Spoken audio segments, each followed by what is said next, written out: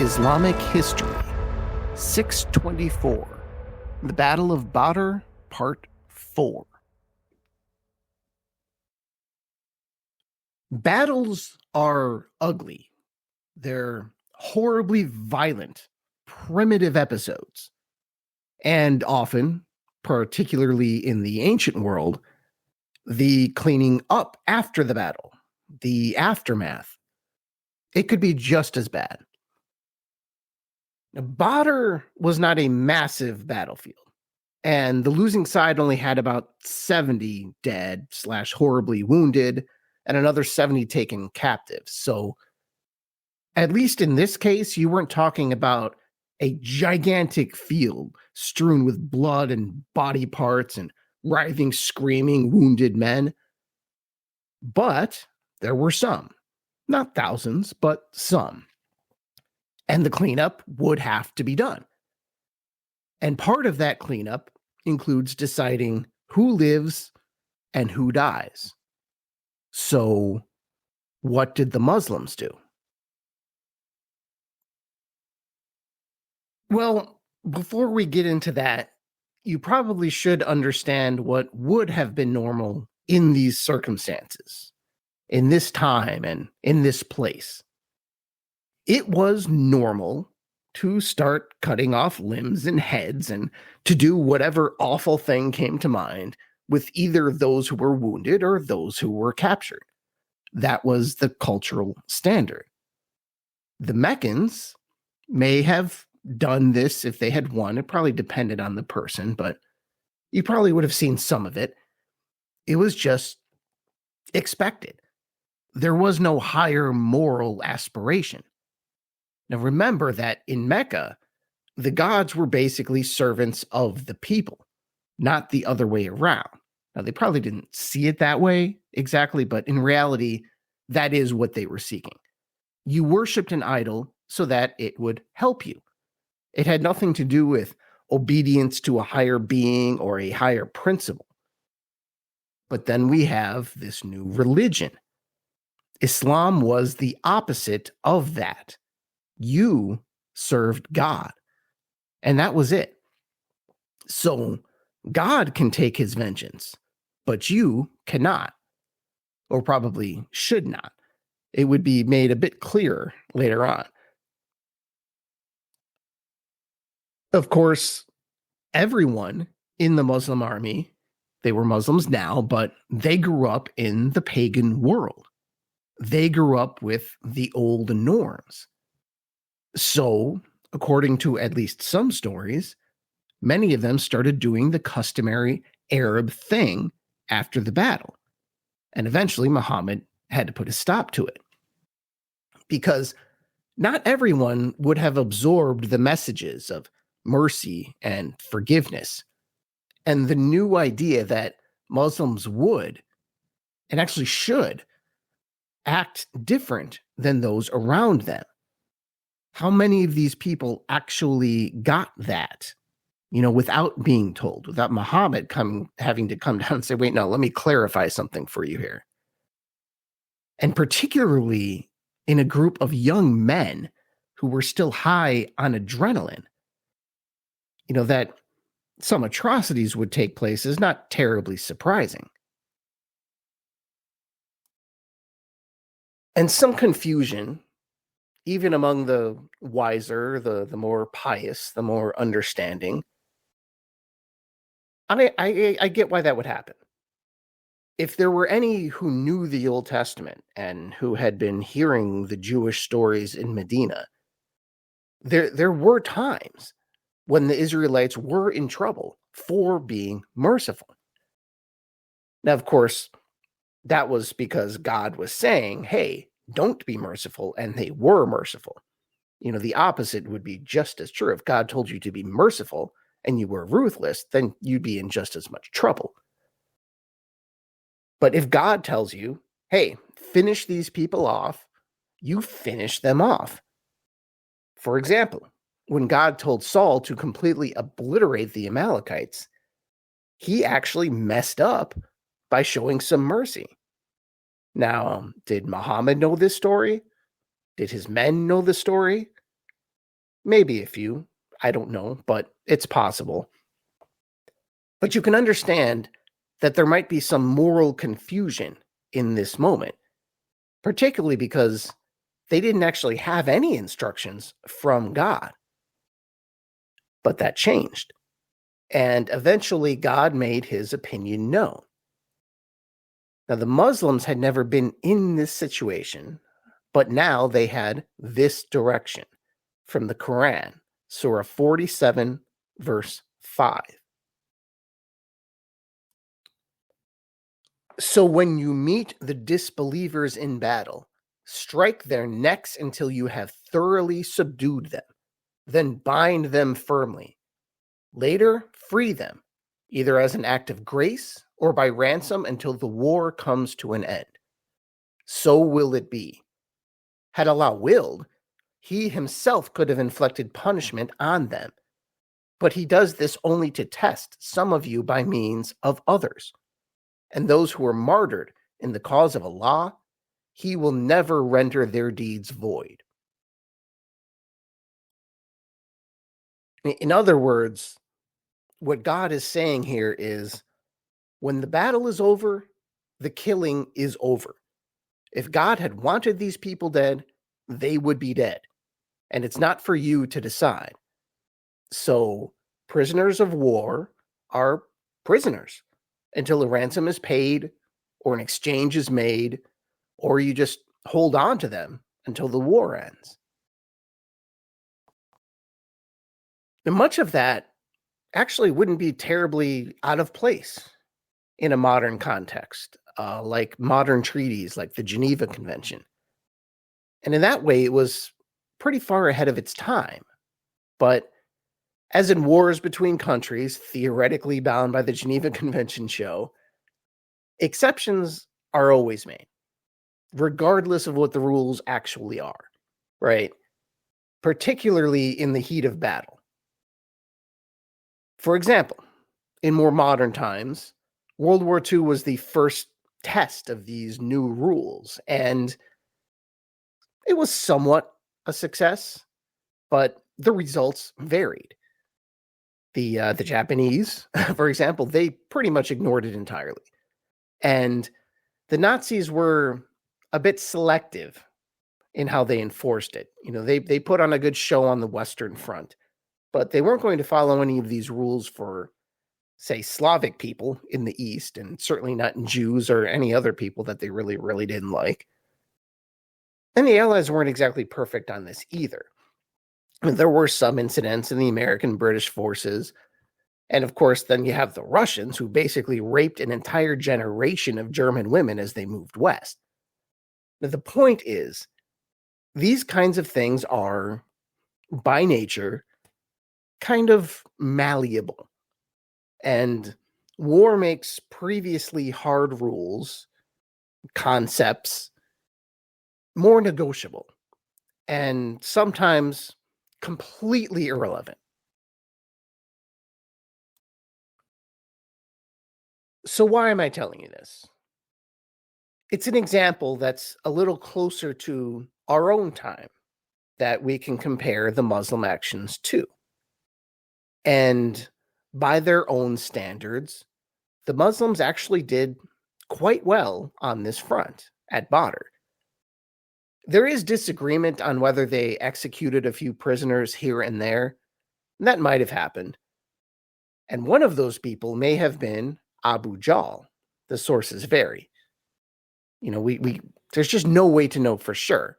And it is possible he was badly wounded and finished off and beheaded, and that head was taken to Muhammad. There is that version. And there's also another version where he just dies in battle. And in defense of any of the Muslims who started finishing off the wounded right away, there's one thing to keep in mind. It was not crystal clear at any point when the battle was and was not over. We know it was over because we know the Meccans retreated. In real time, they didn't know that. So yes, the Quraysh had retreated. But in the moment, what if they come back? So despite all these casualties, the Quraysh, the Meccans, it's the same thing. They could have organized and regrouped and continued the fight. Now, they didn't, but again, it's us in the future that know that, not the soldiers on the battlefield who didn't want wounded men hacking at their ankles as they fought in a protracted battle. So there is some gray there. And there were some who, in some versions, were actually executed after the battle. Now, these are in some histories and not in others. They tend to be in the most early histories, which gives you an idea that at least then, the Muslims did not find any of this embarrassing or morally compromising or any of that. But perhaps later, say with more 21st century sensibilities, decided, you know what, I'm going to leave this out. So did it happen? I don't know. But for what it's worth, we'll go over the stories regarding these men who were executed after the battle, according to certain histories. Now, what's interesting about these characters is that the common thread among those who were executed after the Battle of Badr was they all committed some kind of offense related to poetry. Yes, poetry. They were either poets who wrote poems against the Quran or poetry critics who criticized Muhammad's verses. And this just seems insane from a 21st century perspective. But I do think it's a great example of what kind of time this was and what they saw as important. And you just cannot overemphasize the importance of poetry in this culture. And that's something to just remember whenever you're thinking about the Quran or about history or any of this. It was that important. Those criticizing Muhammad, they were okay. They left him alone.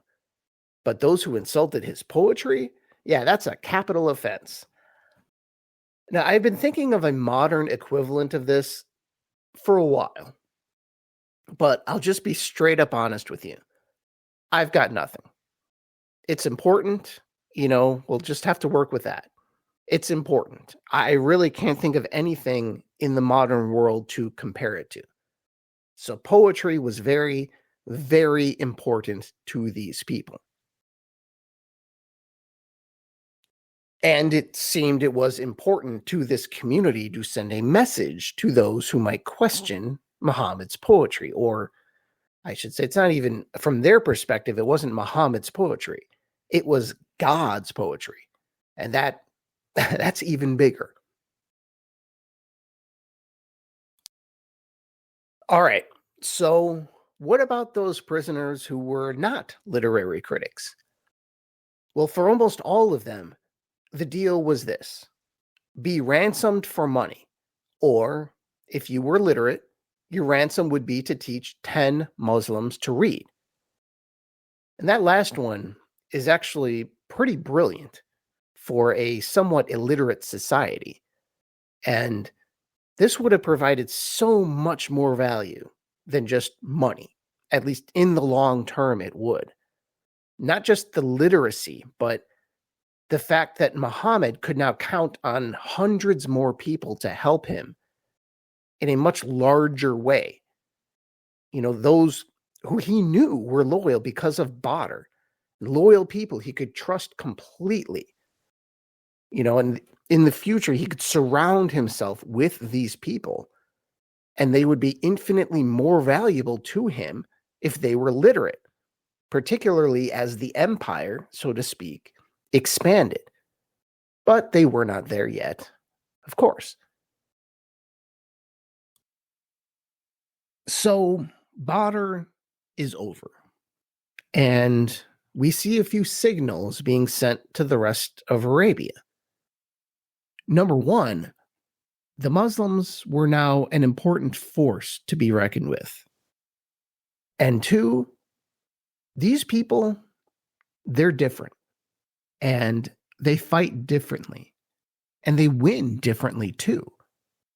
These people were willing to forego their revenge, so to speak.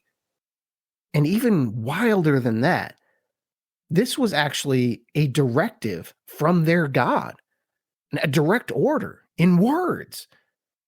And more than that, you have this different God, a God who views mercy as a virtue. And there just weren't too many of those roaming around Arabia at the time. Now, did these two things help the Muslims or hurt them in the wilder sort of political situation and power struggle on the Arabian Peninsula? Well, I would say yes and no, because kindness can be a strength and it can be a weakness when it comes to warfare and alliance building, and even straight up warfare. So the question for the next couple of years for Arabian tribes would be this: are the Muslims weak fools because they are merciful?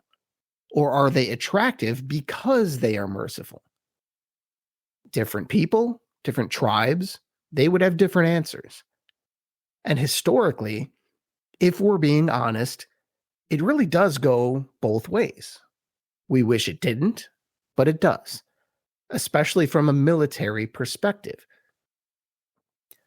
Being merciful and at least somewhat morally centered, that can attract allies.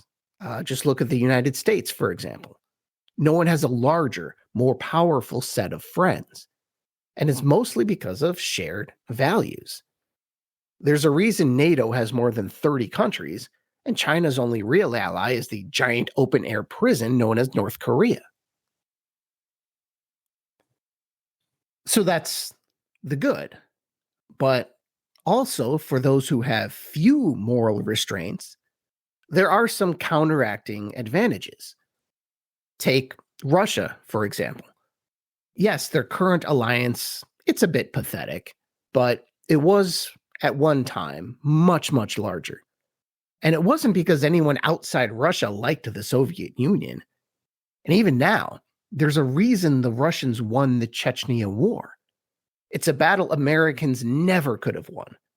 America, at least in its current form, simply does not have the stomach for that kind of thing, to do the things that need to be done if you want that result. So, in that instance, ruthlessness was a benefit to the conqueror. But that reputation, it's two-sided. It isn't always helpful. Just look at the attitude of the people of Ukraine. Because if people hate you, they fight harder. But then again, if they fear you enough, you can have massive, powerful blocs like the Soviet Union and the Warsaw Pact back in the day. So it can work. But clearly, Muhammad was going in a more Western European or American direction here, for now. There would be some reliance on fear, of course, and some would need to be coerced, but there would be an underlying force of attraction. And that's not exactly unprecedented. It's actually pretty smart. In our time, for NATO, it's things like democracy and a certain version of human rights that are the force of attraction. And like it or hate it, that's the main uniting force. However, let's be honest here. There's also the willingness to use that big stick against people that you consider to be your moral inferiors. Muhammad would be creating something similar, only with Islam as the uniting set of values, but also backed with military might and the willingness to use that big stick against people you consider to be your moral inferiors. And by this point, the Muslims were wielding an increasingly large stick, a larger power. This battle was so decisive, so one-sided, or the minor skirmish, if you want to call it that. But there was a belief that God really was fighting with them. We're talking walls of Jericho type power. The Quran would later say this in Surah 3, verses 123 to 125. Indeed, Allah made you victorious at Badr when you were vastly outnumbered. So be mindful of Allah. Perhaps you will be grateful. Remember, O Prophet, when you said to the believers, is it not enough that your Lord will send down a reinforcement of 3,000 angels for your aid? Most certainly, if you believers are firm and mindful of Allah, and the enemy launches a sudden attack on you, Allah will reinforce you with 5,000 angels designated for battle. So the angels fight with them. And if they could get people who were not currently Muslims to actually believe that, well, the sky was the limit, at least on the Arabian Peninsula. And as history would see later, way beyond that. Because nothing recruits like success. They had stuck Mecca in the eye and lived to tell about it. And boy, did they stick Mecca in the eye. The Muslims were rather kind to the living for the most part, some exceptions, but to the dead, the Meccan dead, they were all thrown into one of the wells, or maybe more than one. Now, I'll admit I don't know for sure if this was an insult. I think it was, but it just seems like it. They didn't bother burying them for sure, but at the same time, they didn't leave them for the vultures. I've never really seen this addressed. Was it convenience, insult, mercy? I don't know. But I'm just going to kind of assume for now it's an insult based on what Muhammad is saying later. And what does Muhammad say? Well, in pretty much every history I have ever seen, again, at least the older ones, the new ones tend to skip this for, I'm not sure why exactly, but they do. But in the original stories, Muhammad, the night after the battle, he is seen taunting the dead bodies in the well and saying things like, you fought your own kin. What did it get you? Call me a liar, will you? Well, who was right? Do you think it's all true now? And let's be honest, if it were any one of us in that situation, you would probably do the same thing. So, I don't really have a problem with that. I don't think anybody really did. But the problem was that he wasn't alone when he did this. So it was a slight problem.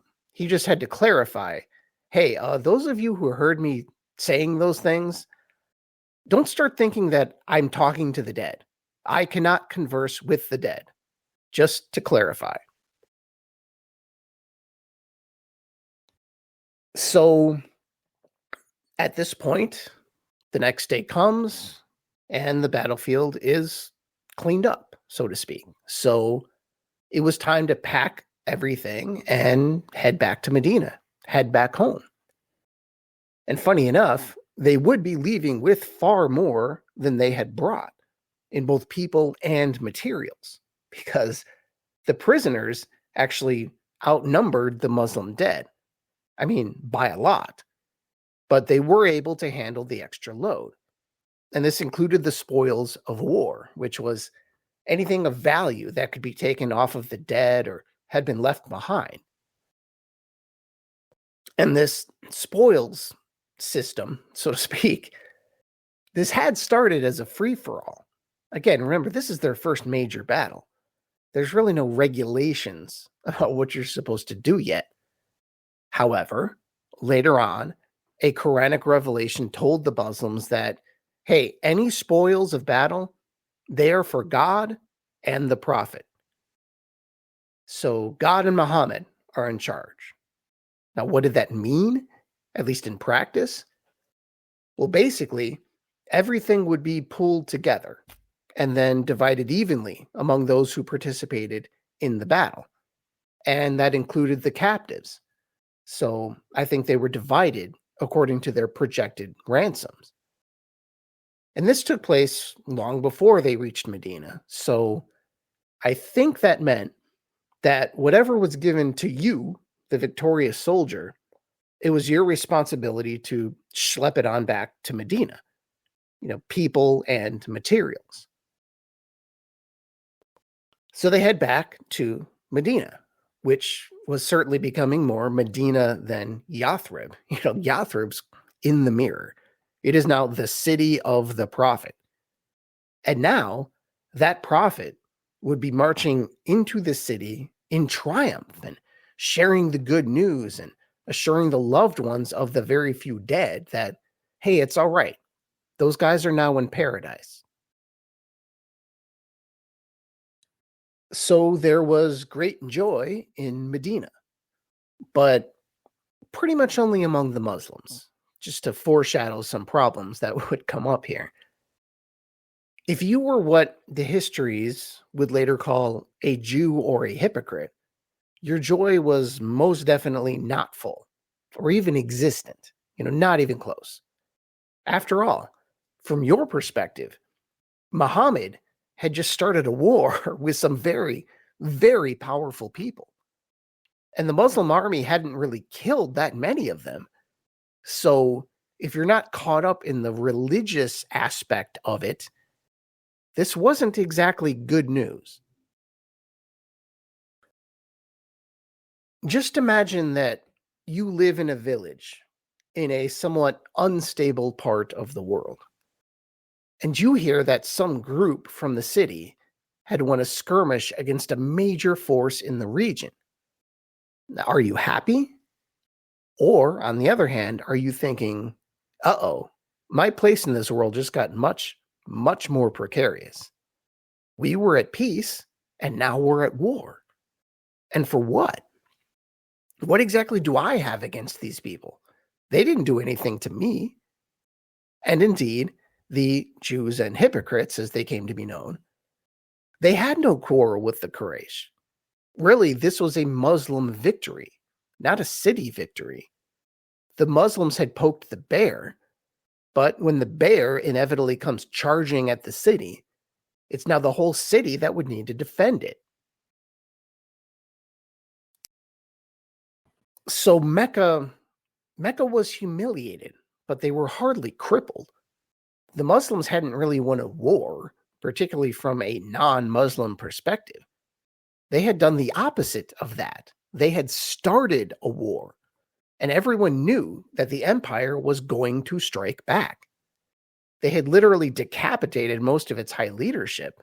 Yes, that was one positive aspect from their perspective, but the Meccans still had leaders and money and allies and the holy city and the Kaaba.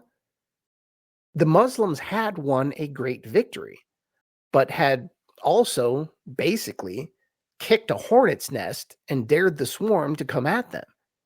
It was now Mecca versus Medina. It was the fight Muhammad wanted and the fight the city's non-Muslims had always feared. But it was here. There's no denying that. Nothing you can do about it.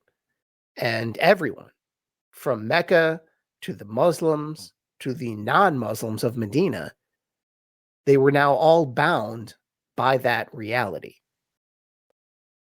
Thank you, and I'll talk to you next time. Inshallah.